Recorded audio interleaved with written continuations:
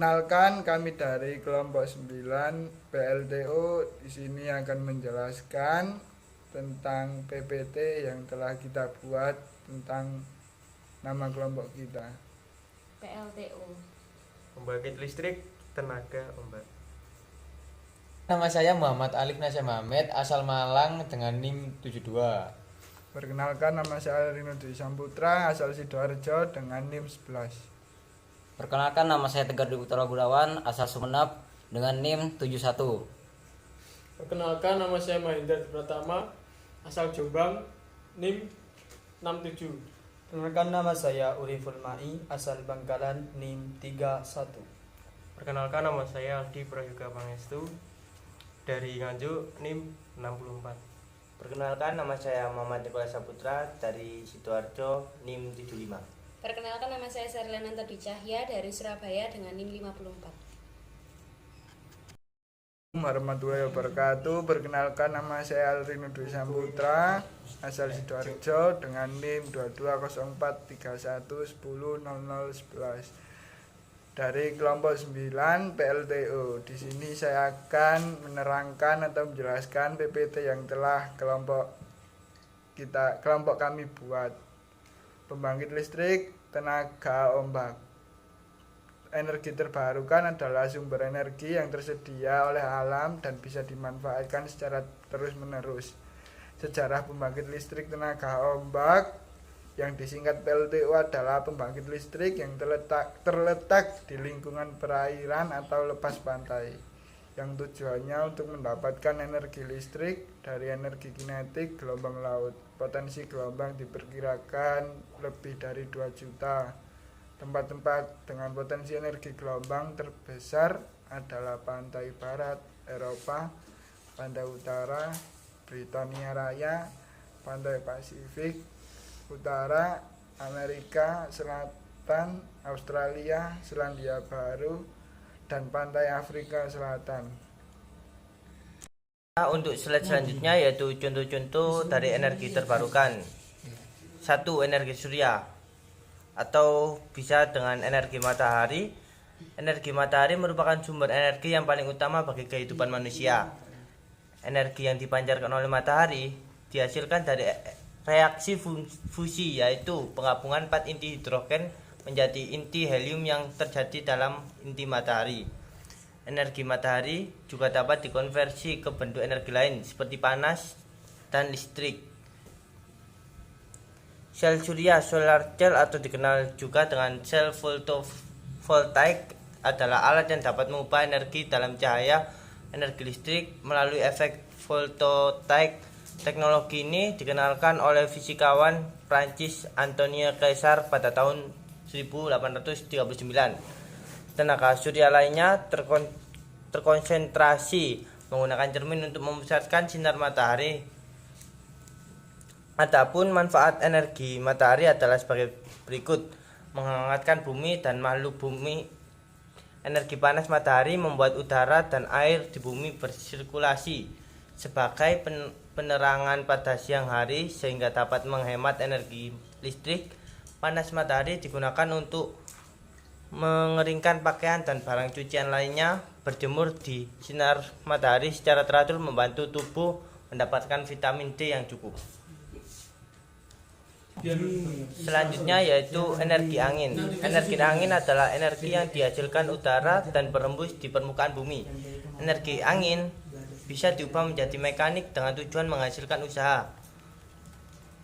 Mengutip buku Ekologi Lingkungan, penggunaan energi angin dimulai sejak abad 7 SM oleh bangsa Persia yang menggunakan kincir angin untuk menggiling padi, memotong kayu, dan menghasilkan bentuk energi mekanik lainnya. Manfaat energi angin antara lain menggerakkan kincir angin dan turbin angin sehingga dapat menghasilkan listrik, mendorong perahu layar agar dapat berjalan, membantu proses pengeringan.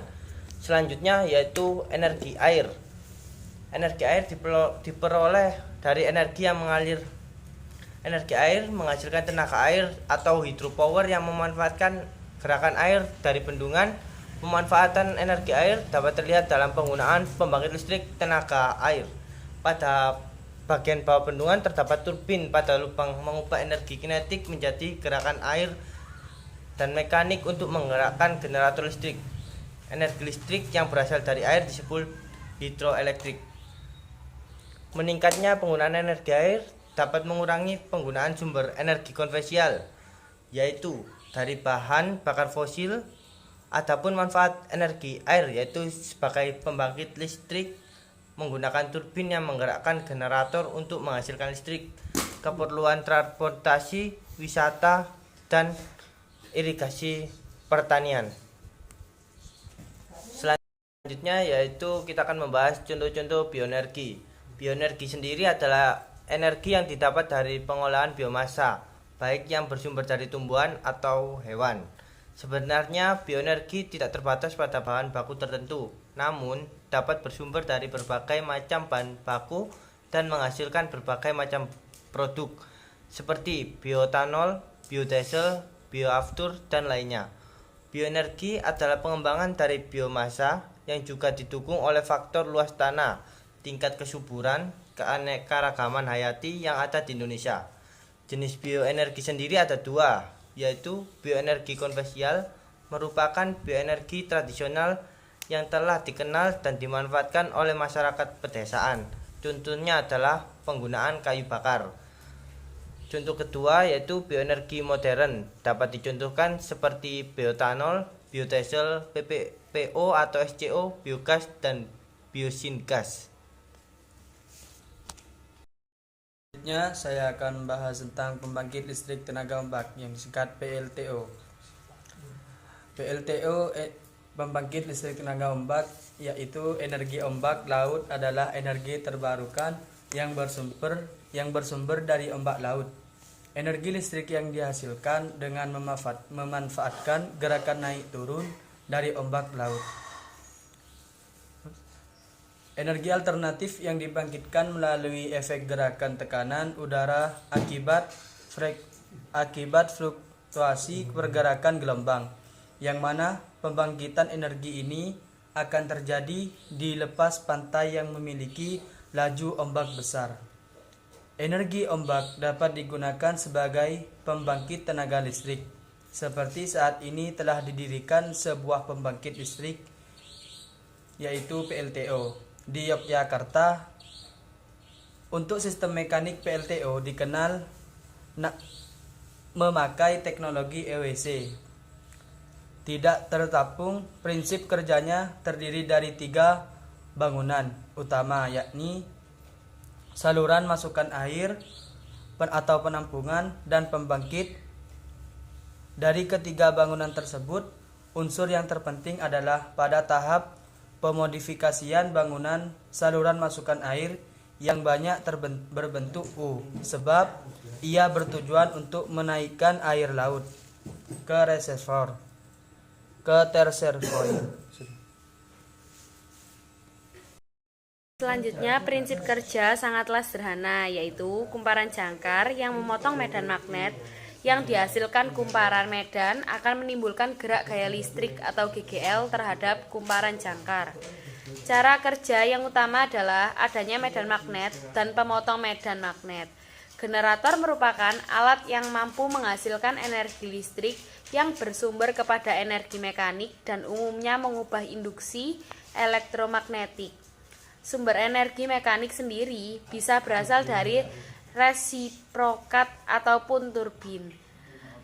Pertama kali ditemukan pada tahun 1831 oleh seseorang yang bernama Faraday. Saat itu, listrik mempunyai bentuk gulungan kawat yang dililitkan pada besi yang berukuran U. Tersebut dikenal dengan cakram Faraday. Pada tahun 1831 sampai 1832 oleh Michel Faraday. Cara kerja adalah melalui pergerakan medan magnet yang ada di rotor terhadap kumparan tetap yang terdapat di stator. Medan magnet tersebut dihasilkan dengan cara memberikan tegangan DC atau direct current pada kumparan penguat medan yang ada di rotor yang dapat dihasilkan melalui penguat sendiri maupun penguat terpisah sumber tegangan DC. sendiri bisa didapat dari aki atau akumulator. Setelah itu pemotongan medan. Magnet bisa menggunakan bahan konduktor untuk memotong medan magnet yang ada, karena apabila tidak memotong maka prinsip kerja generator tidak akan timbul yang berupa gaya gerak listrik atau GGL. Metode. Di dalam metode PLTO ada 3. Yang pertama float system, yang kedua oscillating water column system, dan yang terakhir channel system. Secara umum, pada prinsipnya, energi mekanik yang tercipta dari sistem-sistem ini mengaktifkan generator secara langsung dengan mentransfer gelombang fluida atau air atau udara penggerak yang kemudian mengaktifkan turbin generator. Yang pertama, float system merupakan sistem dengan model pelampung yang sering disebut dengan point absorber karena menyerap atau mengumpulkan energi dari semua arah aliran di satu titik. Yang kedua, oscillating water column system, yaitu alat untuk membangkitkan listrik dari naik turunnya air akibat gelombang dalam sebuah pipa silindris. Naik turunnya kolom air ini akan mengakibatkan keluar masuknya udara di lubang bagian atas pipa dan menggerakkan turbin yang sebenarnya.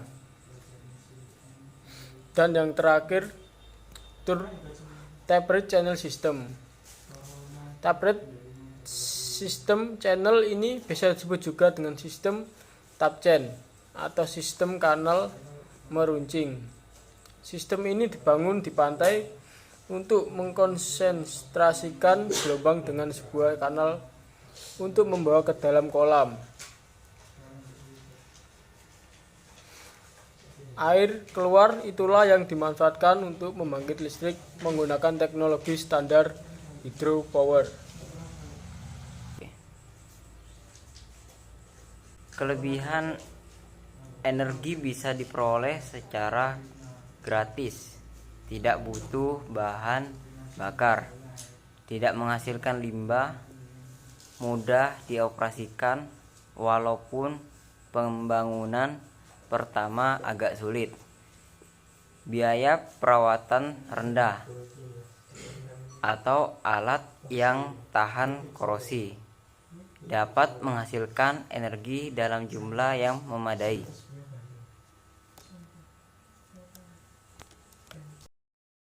Kekurangan dari pembangkit listrik tenaga ombak yaitu tergantung pada ombaknya itu sendiri. Terkadang pantai itu terdapat pasang surutnya air laut, kadang terdapat energi dan kadang pula tidak terdapat energinya, sehingga perlu menemukan lokasi yang sesuai, yang dirasa pas dalam menentukan lokasi pembangkit listrik tenaga ombak yang sesuai dianggap ombaknya kuat dan muncul secara konsisten atau ombak itu datang secara terus-menerus. Dan selanjutnya adalah saran. Saran yang dapat kami berikan pada pembahasan ini adalah agar kita bisa atau dapat memanfaatkan ombak menjadi sumber energi alternatif untuk pembangkit listrik di masa yang akan datang. Ya, karena dapat kita lihat bahwa di negara kita ini masih kurang mengembangkan pembangkit listrik tenaga ombak. Padahal banyak sekali perairan di Indonesia ini yang dapat dimanfaatkan untuk membangkitkan listrik tenaga ombak ini.